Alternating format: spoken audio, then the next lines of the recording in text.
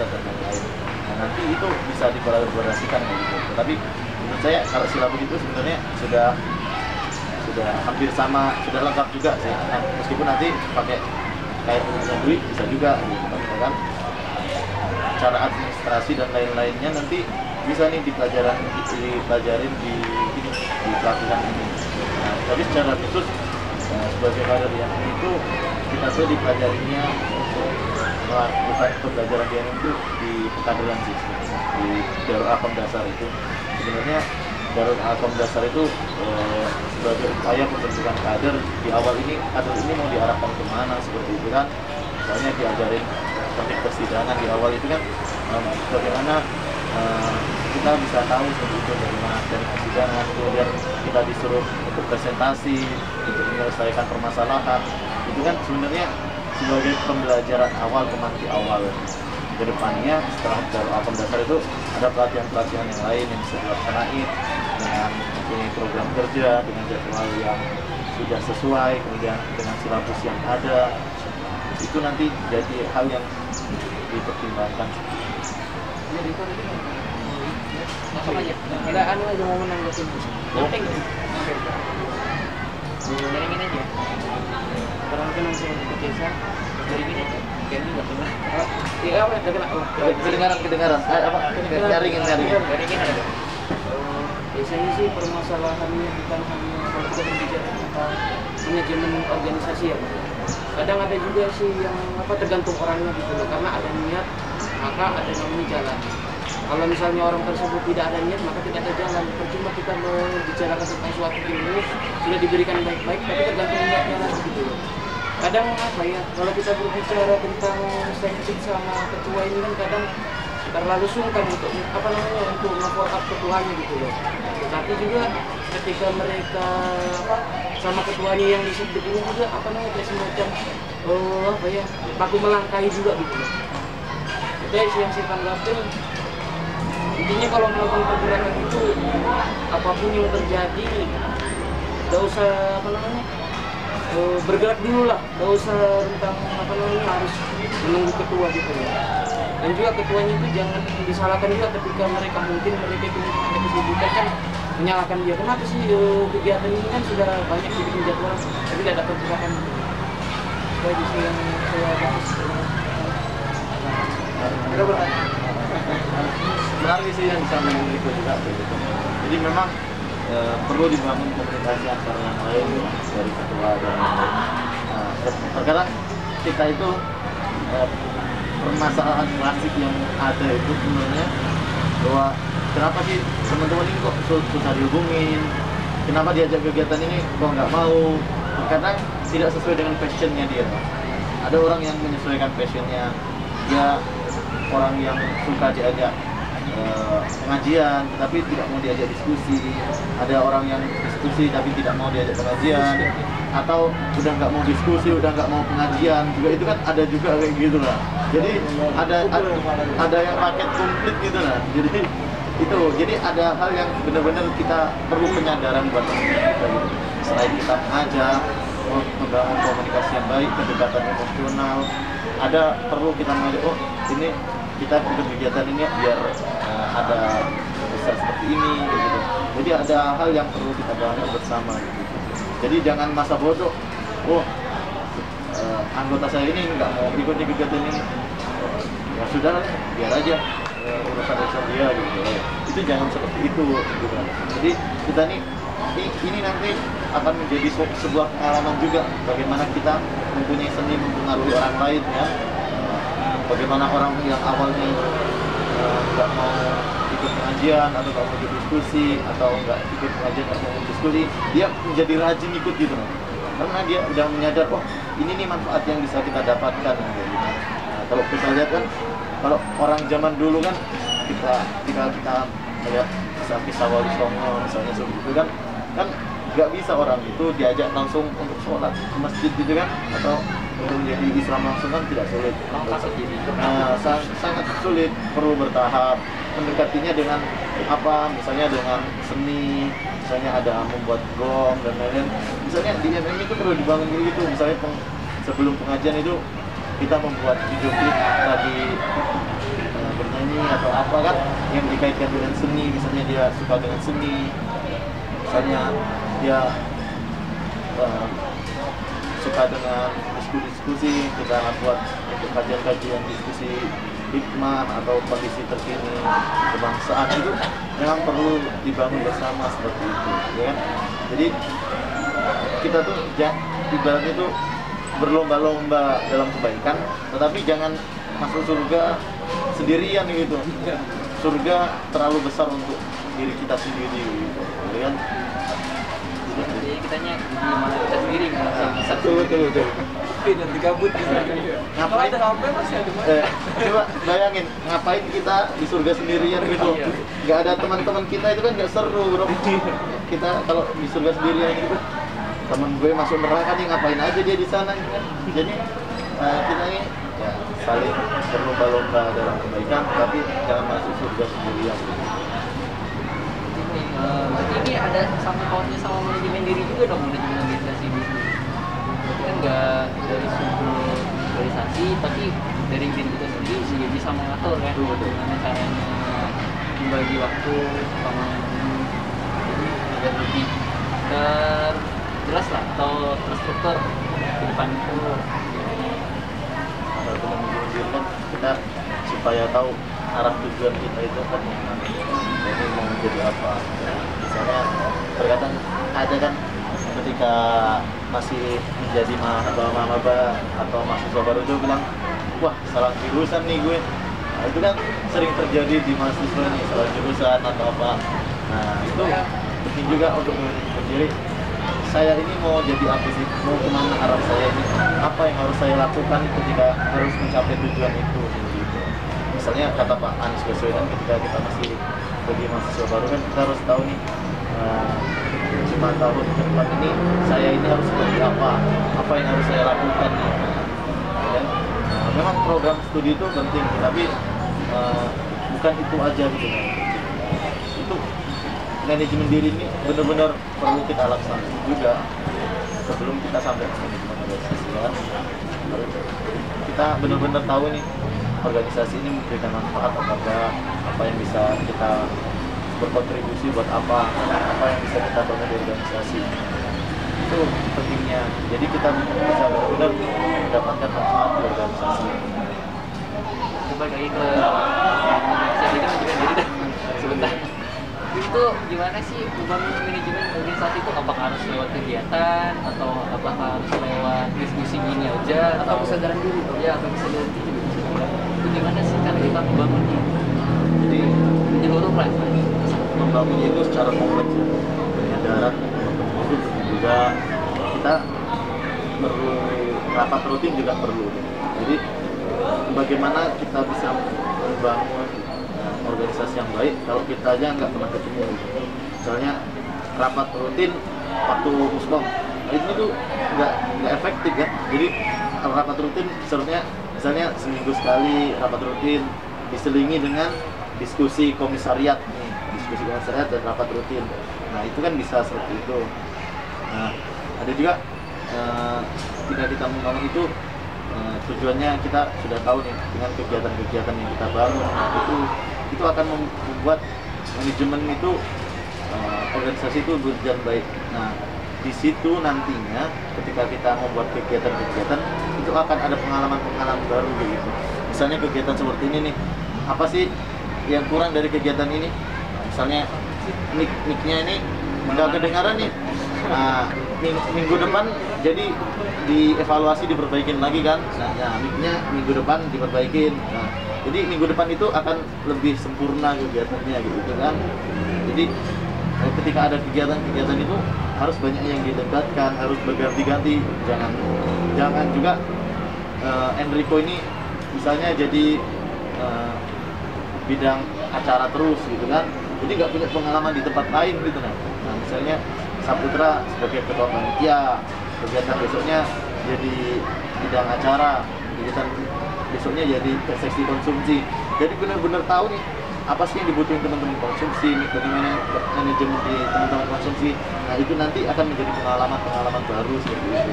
Jika seperti itu, hal-hal pengalaman ini yang akan salah satunya membuat pengetahuan kita akan semakin banyak sih, gitu kan.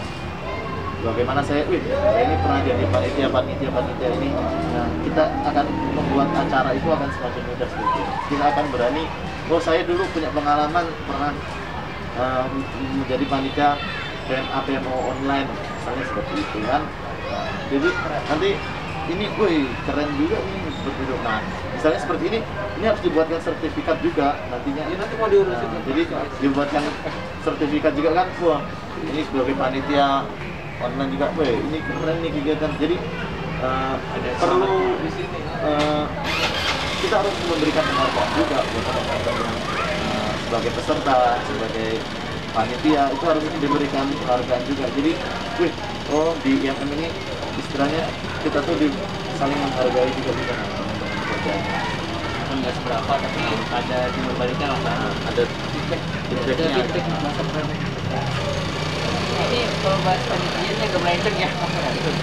Misal nih saya disuruh jadi ketua panitia, tapi saya mau ke konsumsi itu Mau makan. Iya, biasanya sih kadang ada nego tentang apa ketika dia sudah ditunjuk dia mau nego lagi untuk yang lain gitu ya. Itu kayak mana Pak? Padahal dia nggak mau ke situ, tapi dia mau fokus ke lain, padahal dia sudah ada pengalaman di situ. Terus ini kita nih kalau diharapkan jangan meminta amanah, tetapi ketika diberi amanah kita harus siap, kan? Jadi ketika orang-orang menunjuk itu terkadang mempunyai pertimbangan nih, misalnya Saputra dijadikan ketua panitia karena dianggap Saputra ini mampu untuk memegang amanah itu. Tapi kadang-kadang kan ada juga nih, karena nggak ada yang mau nih tunjukkan nih, jadi nggak mau nih. Wah ini ada nih Saputra nih biasanya mau terus nih, jadinya mau terus nih. Nah ini itu. Tapi yang perlu dipertimbangkan memang itu, bahwa memang ketika ditunjuk itu saya harapkan bahwa orang yang menunjuk itu berpikirnya bahwa yang kita tunjuk ini adalah orang yang terbaik untuk membangun panitiaan atau kegiatan itu, seperti itu. Dan juga ketika kita diberi amanah kita harus siap.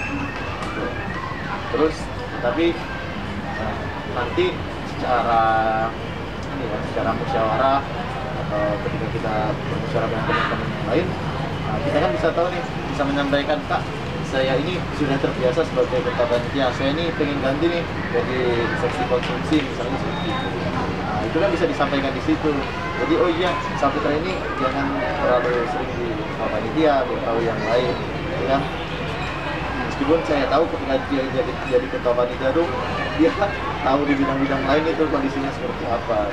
Ya, kebanyakan sih gitu kan, hanya karena dia sudah sering dijadikan terus. Iya, jadikan terus. Padahal dia sebenarnya mau yang lain gitu.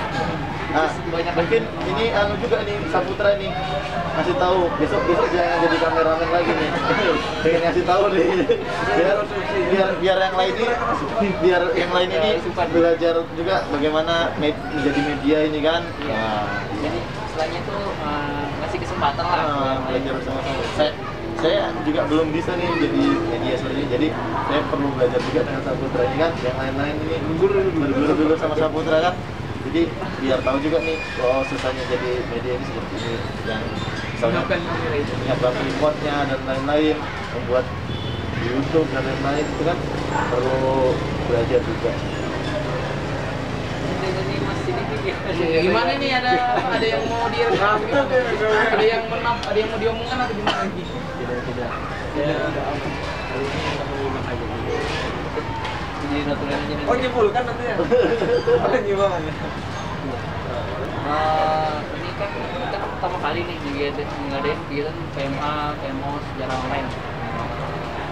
Itu kira-kira kalau dari Mas Bagus sendiri nih, apakah mungkin untuk tujuan kita ngadain ini masuk ke pesertanya, yang kita ngadain ini tujuannya untuk mengembangkan kader-kader baru supaya dia tahu bahwa sebenarnya dia punya fungsi yang sama dengan ketua.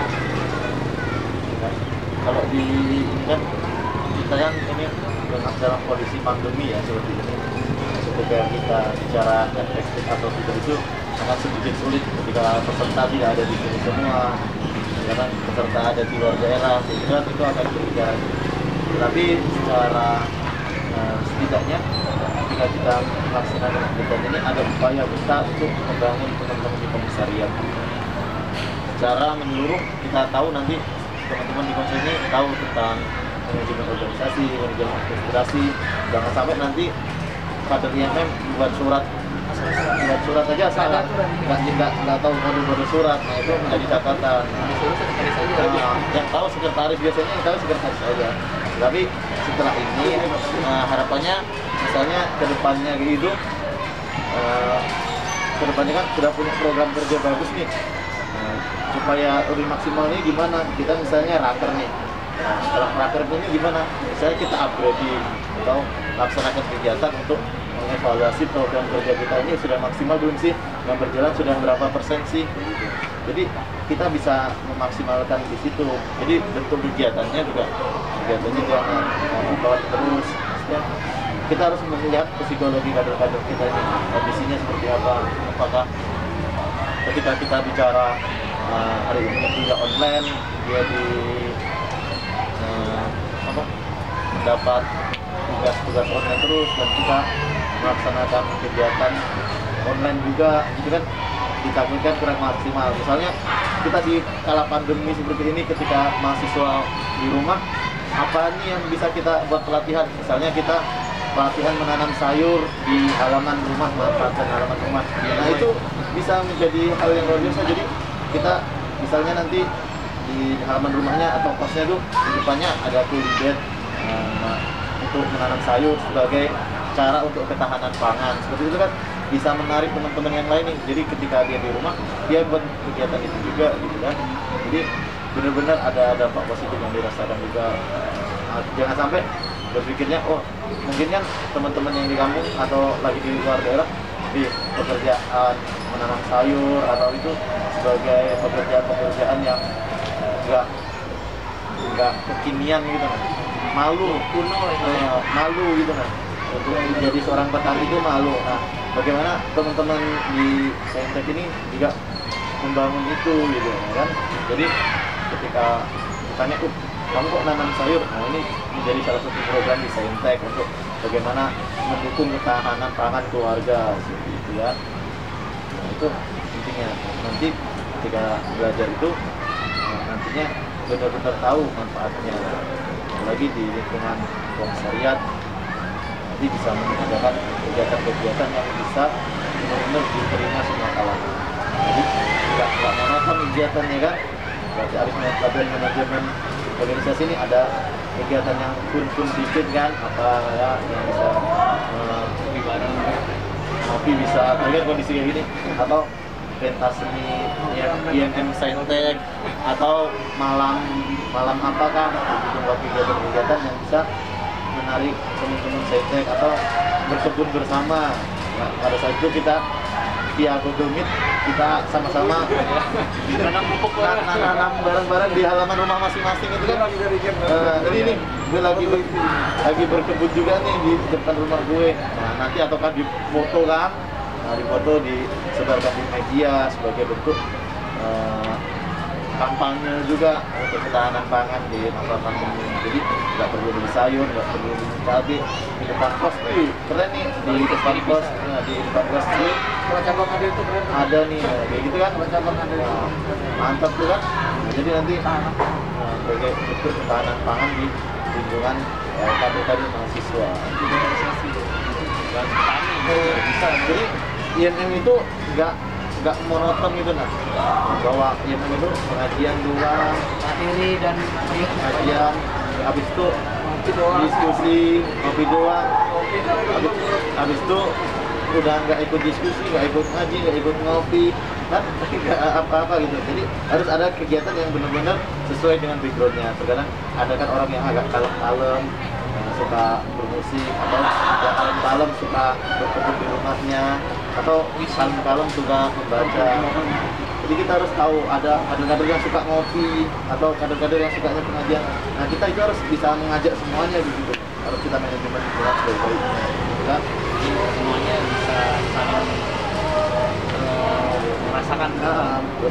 Karena Jadi benar-benar mendapatkan kebermanfaatan di MM itu sesuai dengan trilogi MM, intelektualitas, religiositas, humanitas. Ketika kita bicara seperti itu, humanitas itu enggak hanya bantuan sosial gitu aja, itu terlalu sempit untuk mengartikan seperti itu. Bagaimana mengetahui misalnya yang sekitar rumah tadi ketika dia lapar ataupun dia sakit kan kita bisa dekat Bisa yang maksudku bisa tahu gitu. Iya, bisa tahu keadaannya gitu maksudnya. Itu salah satunya dengan membangun komunikasi dan kedekatan emosional gitu kan. Nah, misalnya jangan sampai misalnya saya dengan Dwi ini kan dekat, sering ketemu, misalnya di sekre nggak ada makanan kan, saya taruh mie kan di situ. Oh nanti kalau ada kado ke situ kan, meskipun nanti cacingan makan mie terus, tapi setidaknya nggak kelaparan gitu kan. Nah jadi seperti itu. Jadi kita tuh, jadi nanti di MM itu diharapkannya menjadi sebuah tempat persahabatan yang erat. Saya dulu pernah gini, misalnya saya dengan Saputra ini pernah ngadain kegiatan bareng, ikut kegiatan bareng, diskusi bareng, ngajain bareng. Nah nanti itu akan menjadi sebuah kedekatan emosional juga seperti itu. Jadi kamu tuh kayak sahabat banget, gue banget, gini banget gitu. Jadi seperti itu gitu. Jadi lo sama gue tuh gini banget gitu. Jadi kedekatan yang banget gitu. Nah nanti itu akan menjadi persahabatan, bahwa oh ketika sahabatnya sedang susah dia tuh tahu. Mungkin agak sulitnya kita ini mungkin beda generasi ya. Nah, ketika beda generasi itu mungkin agak sulit, tetapi tetap bisa dimaksimalkan seperti itu. Jadi di MM itu ada yang sampai ke atas kan, levelnya atas mungkin sudah lulus kuliah, sudah bekerja. Nah itu perlu kita bangunnya seperti itu. Oke, sampai sini aja video kita hari ini. Semoga teman-teman yang udah nonton bisa tahu apa itu manajemen organisasi. Bye.